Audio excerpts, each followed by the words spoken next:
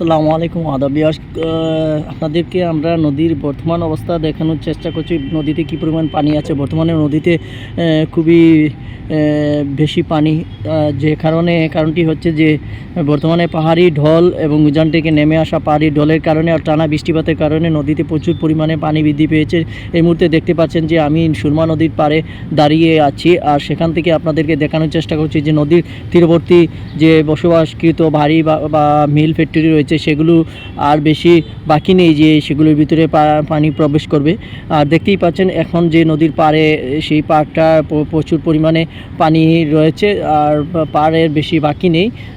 একটানা যদি 2 দিন থেকে 3 দিন বৃষ্টি থাকে, টানা বৃষ্টি আবার বর্জ্য কারণেই মানে নদীতে পানি আরও বৃদ্ধি পাবে। আর বৃদ্ধি পেলেই এইসব যে সব নদীর পাড়ে তীরবর্তী এলাকায় যারা বসবাসকৃত মানুষ রয়েছেন বা ঘরবাড়ি রয়েছে সেই ঘরবাড়িতেও পানি প্রবেশ করবে।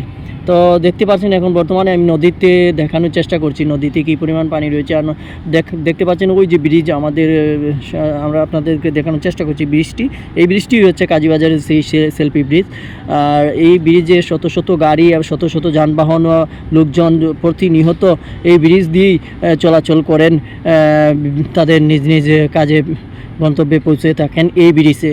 আর যে নদীর কথা বলছি আমরা, সুরমা নদী, এই সুরমা নদীর তীরে নৌকা প্রচুর আগে এক সময় দেখা গিয়েছিল। এখন যেহেতু পানি বৃদ্ধি পেয়েছে তারপরেও আসলে এই নদীতে প্রচুর পরিমাণে নৌকা 2-1টা মাঝে মধ্যে দেখা যায়। দেখতেই পাচ্ছেন এই মুহূর্তে আমরা দেখানোর চেষ্টা করছি যে নৌকা মাঝি তাদেরকে নিয়ে নৌকা দিয়ে পার করছে, ওপারে নিয়ে দিচ্ছে।